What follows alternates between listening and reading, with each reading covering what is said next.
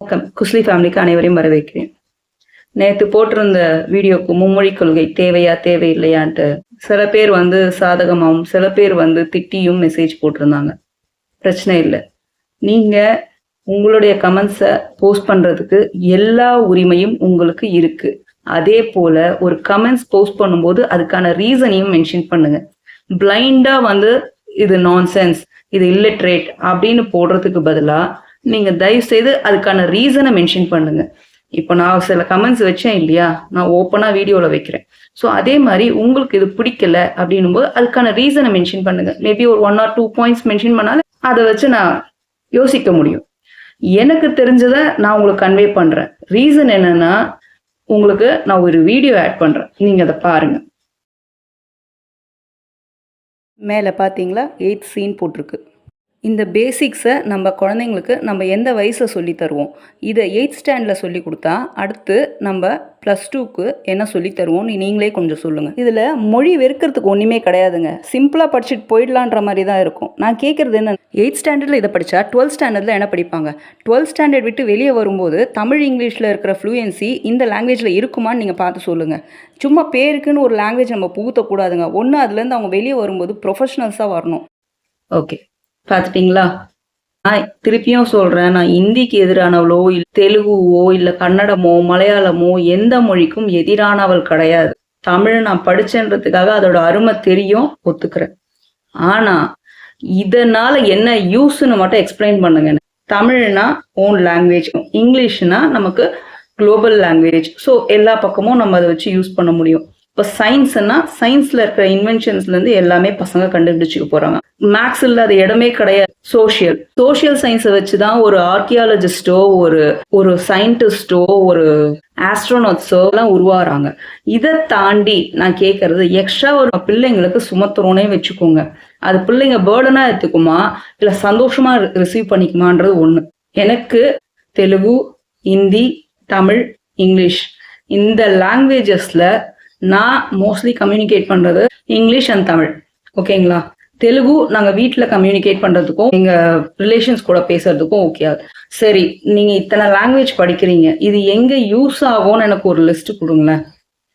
One thing, நம்ம இப்போ BPO போகிறோம், கால் சென்டர்ஸ், அங்கே உங்களுக்கு மட்டும்தான் யூஸ் ஆகும்.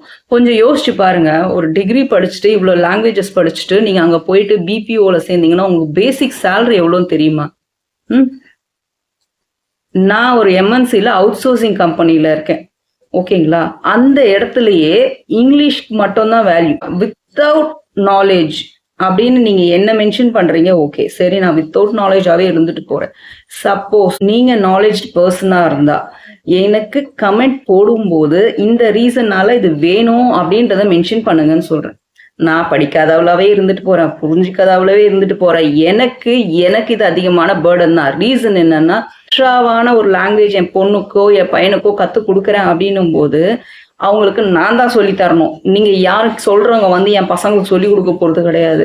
எனக்கு தெலுங்கு தெரியும், நான் சொல்லித்தர முடியும். ஹிந்தி தெரியும், என்னால் சொல்லித்தர முடியும். மற்ற லாங்குவேஜ் என் பசங்க பண்ணுறாங்க அப்படின்னா யார் சொல்லித்தருவா? நான் டியூஷன் வைக்கணும். டியூஷனுக்கு எங்கெங்கன்னு தேடணும். யாரோ ஒருத்தர் சொன்னாங்க, எனக்கு தெரியல, ஞாபகம் இல்லை. எக்ஸ்ட்ரா லாங்குவேஜஸ் குழந்தைங்கள்லேருந்தே கற்றுக் கொடுக்கும்போது அவங்க பிரெயின் இன்னும் நல்லா வேலை. கொஞ்சம் மனசாட்சி தொட்டு சொல்லுங்க. இதுக்கு முன்னாடி ஜென்ரேஷன் விட்டுருங்க. நம்ம ஜெனரேஷன்ல நம்ம இருந்த பர்சன்ஸ்க்கு இருக்கிற நாலேஜை விட நமக்கு பிறந்த பிள்ளைகள், ஓகேவா, அந்த பிள்ளைகளோட நாலேஜ் எப்படி இருக்கு அவங்க வீட்டில் இருக்கிறவங்களுக்கு தெரியும். என் பையன் பிறந்தப்போ இப்படின்றதுக்குள்ள 3 மாசத்துல பொருள்களை கண்டுபிடிப்பான். அவன் அப்படிதான் ட்ரெயின் ஆனான்.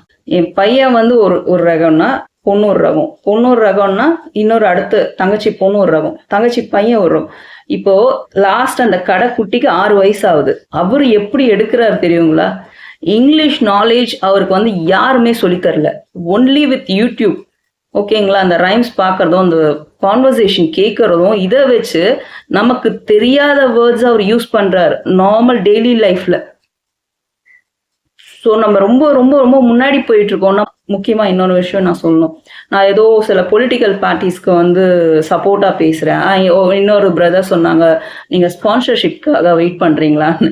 நமக்கு என்னங்க ஸ்பான்சர்ஷிப் ஆக போகுது? நல்லதை சொல்லணும்னு நினச்சி தான் இதுக்குள்ளே வரும். இப்படி யாராவது கேட்கும்போது சில பேர் என்ன ஆவாங்க, ஐயோ நம்மள கேள்வி கேட்குறாங்க இப்போ ஓடிடலாம் அப்படின்னு தோன்றவங்களும் இருக்கு. எனக்கு இது பிரச்சனையே இல்லைங்க. எனக்கு ஸ்பான்சர்ஷிப்ஸோ இல்ல ஏதோ பார்ட்டிஸோ நம்ம போய் ஒன்றும் பண்ண போறது கிடையாது. அங்க ஆல்ரெடி பணம் தின்னு கொட்டை போட்டவங்க இருக்காங்க. அவங்க பண்ணட்டும். ஆனா கரெக்டா பண்ணட்டும் தான் சொல்றோம். பாலிடிக்ஸ்குள்ள போகணும் ஆசை இருக்கு. நீங்க சஜஸ்ட் பண்ணுங்களேன் எந்த கட்சிக்குள்ள போகலான்னு. என்னை பொறுத்த வரைக்கும் உண்மையா இருக்கணும், நேர்மையா இருக்கணும், செய்யறது மக்களுக்கு வர ஃபண்டு மக்களுக்கு யூஸ் பண்ணணும். இப்போ எத்தனை பேருக்கு உங்களுக்குள்ள ஆதங்கம் இருக்கு? எனக்கு சத்தியமா நிறைய ஆதங்கங்கள் இருக்கு. இந்த ரோட்ல போகும்போது ஒருத்தர் எச்ச துப்புனான்னா எனக்கு அவ்வளோ கோவம் வரும். ஒரு வண்டி ஓட்டிட்டு போகும்போதோ ஒரு ஆட்டோ ஓட்டிட்டு போகும்போதோ சில பேர் அப்படியே எச்ச துப்பிட்டு போவாங்க. உன் வீடா இருந்தா துப்புவீங்களாடா அப்படின்னு கேட்க தோணும். ஓகே, ஹெல்மெட் போடாம போனா செம்ம கோவம் வரும். டிரைவ் பண்ணும்போது குப்பைய கண்டமேனிக்கு கொட்டினா கோவம் வரும். வீட்டுக்குள்ள நீங்க எப்படி வேணா இருங்க, வீட்டை தாண்டி படி தாண்டி வரீங்க அப்படின்னா அந்த இடம் பொதுவான இடம், நிறைய பேர் உலாவற இடம். அந்த இடத்துல நீங்க எப்படி வச்சுக்கணும்? குப்பைகள் பிரிச்சு கொட்டணும்னு எப்பயோ கவர்மெண்ட் சொல்லுச்சு. நான் இப்ப வரைக்கும் பிரிச்சுதான் கொட்டிட்டு இருக்கேன். மக்கும் பொருள், மக்காத பொருள் பிரிச்சுதான் நான் கொட்டிக்கிட்டு இருக்கேன். இது நான் ஒரு கிட்டத்தட்ட 8-9 வருஷமா இந்த இந்த இப்படிதான் நான் பண்ணிட்டு இருக்கேன். இப்ப கூட பாத்தீங்கன்னா வேஸ்ட் சாப்பாடு, காய்கறி அந்த இது எல்லாமே தனியா இருக்கும். பேப்பர்ஸ் எல்லாமே அதெல்லாம் தனியா இருக்கும். கவர்ஸ் மக்கவே மக்காது இல்லையா, அதெல்லாம் தனியா இருக்கும். இப்படிதான் பிரிச்சு பிரிச்சு போட்டுட்டு இருக்கோம். கவர்மெண்ட் சொல்லுது, ஆனா நம்ம அதை கேட்கறது இல்லை. ஆனா சில விஷயங்களுக்கு மட்டும் நம்ம எல்லாத்தையும் முட்டு கொடுத்துட்டு போயிட்டு இருக்கோம். எத்தனை கவர்மெண்ட் ஸ்கூல்ஸ் நீங்க பாக்குறீங்க? இந்த கவர்மெண்ட் ஸ்கூலை இன்னும் டெவலப் பண்றதுக்கு என்ன பண்றாங்க கவர்மெண்ட்? இப்ப இருந்த கட்சியும் சரி, இதுக்கு முன்னாடி இருந்த கட்சியும் சரி, இனிமே வரப்போற கட்சி இதுக்கு என்ன பண்ணுவாங்க அப்படின்னு ஒரு டீடைல்டு ரிப்போர்ட் இருக்கா? இதை நாங்க பண்ணோம், இதை பண்ணி இருக்கோம், இதை பண்ண போறோம் அப்படின்னு ஏதாவது டீடைல் ரிப்போர்ட் இருக்கா? ஆனா அதுல இருந்துதான் நிறைய நிறைய பெரிய அறிஞர்களோ இல்ல பெரிய பெரிய ஐபிஎஸ்ஓ ஐஏஎஸ்ஓ அதுல இருந்து உருவாகுறாங்க பல பேர் இருக்காங்க. ஏன்னா வெறி கொண்டு படிக்கிறாங்க அந்த இடத்துல. அந்த ஸ்கூல்ஸ் தான் நம்ம கவர்மெண்ட் எவ்வளவு டெவலப் பண்ணிருக்கு இப்ப வரைக்கும். எந்த டீமுக்கு நான் சப்போர்ட் பண்ணணும்னு நீங்க சொல்லுங்களேன். பேசுற நம்ம எவ்வளவு பண்றோம்னு சொல்லுங்களேன். எனக்கு என்னோட ஆதங்கங்கள் இதுதான். அதனாலதான் நான் அப்பயும் அவ்வளவு பேசினேன். திருப்பி இந்த லாங்குவேஜ் பேரியருக்குள்ள நான் வர விரும்பல. ரீசன் என்னன்னா இதேதான். இதுக்கு என்ன சொல்யூஷன் நீங்க சொல்லுங்க. இதனால இது நடக்கும் அப்படின்னு சொல்லுங்க. கிளியரா சொல்லுங்க மக்களுக்கு. இதை நான் பண்றேன், இதனால இது உங்களுக்கு பெனிஃபிட், இதனால நீங்க இங்க பயனடைவீங்க. எந்த கட்சியில படிக்கிறவங்களோட பசங்க ஃபாரினுக்கு போல 3 லாங்குவேஜ் படிச்சதால அவங்க போறாங்கன்னுலாம் நான் ஏத்துக்க மாட்டேன். அவங்க காசு வச்சிருக்காங்க, அனுப்பிச்சு விட்டுறாங்க. உண்மை அது. எங்க அம்மா ஃபேமிலி ஃபுல்லா ஏடிஎம்கே சொல்லிட்டு இருந்தாங்க, எங்க மாமியார் ஃபேமிலி ஃபுல்லா டிஎம்கேன்னு சொல்லிட்டு இருந்தாங்க. நான் வேற. ஓகேங்களா? நான் 2 பக்கமே கிடையாது. உண்மையா யார் பண்றாங்களோ அவங்க. உங்கள உண்மையை சொல்லுங்க. உங்கள எத்தனை பேரு உங்களுக்கான ரேஷன் பொருளை போய் மந்த்லி வாங்குறீங்க? சொல்லுங்க பாப்போம். வாங்குறீங்களா? ரேஷன் பொருளை கரெக்டா வாங்குறீங்களா? அரிசி, பருப்பு, சர்க்கரை, எண்ணெய் வாங்குறீங்க? எத்தனை பேரு உங்க ஸ்ட்ரீட்ல வர மெட்ரோ வாட்டர், ஃப்ரீயா வர மெட்ரோ வாட்டரை யூஸ் பண்றீங்கன்னு சொல்லுங்க பாப்போம். இல்ல, அதுக்கு யாராவது இனிஷியேட்டிவ் எடுக்கிறீங்களா? நான் பாக்குறேன் எங்க ரோட்ல மெட்ரோ வாட்டர் எங்க இருக்குன்னே தெரியல. அதை நான் விசாரிச்சுக்கிட்டு இருக்கேன். எங்க ரோடு தள்ளி 2 தெரு தள்ளி மண்ணில் மூடிட்டாங்க. ஆனா அதுல இருந்து கொப்பளிச்சுக்கிட்டு 2 நாளைக்கு ஒரு வாட்டியும் 3 நாளைக்கு ஒரு வாட்டியும் தண்ணி வருது போல இருக்கு. அந்த சைட்ல தான் பைக்ல போறேன், தண்ணி போய்கிட்டே இருக்கு வேஸ்டா. ஆனா திருப்பியும் சொல்றேன், ஆனா நார்த் சைட்ல இருந்து வந்த மக்கள் இது எல்லாத்தையும் ப்ராப்பரா யூஸ் பண்ணிக்கிறாங்க. ஹாஸ்பிட்டல்ஸா இருந்தாலும் ஃப்ரீயா இருக்கிறது எல்லாமே யூஸ் பண்ணிக்கிறாங்க. படிப்பா இருந்தாலும் யூஸ் பண்ணிக்கிறாங்க.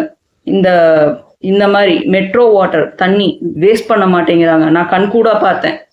நம்ம மக்களுக்கு ஏன் அந்த மாதிரி இல்லை? பேசுறதுக்குன்னா மட்டும் நிக்கிறீங்கல்ல, கமெண்ட்ஸ் போடுறதுதான் மட்டும் நிக்கிறீங்கல்ல. உங்களை எத்தனை பேர் மெட்ரோ வாட்டர் தண்ணி பிடிக்கிறீங்க? எத்தனை பேர் ரேஷன் போய் பொருள் வாங்குறீங்க? சொல்லுங்க பார்ப்போம். நம்ம ஓடுறோம், வீட்டுக்கு பண்றோம், பிள்ளைங்களுக்கு பண்றோம், சம்பாதிக்கிறோம், 100-200 ஆக்குறோம், 1000-10,000 ஆக்குறோன்றதை விட்டுட்டு கொஞ்சம் இந்த மாதிரி சமுதாய உணர்வோட செய்யுங்க.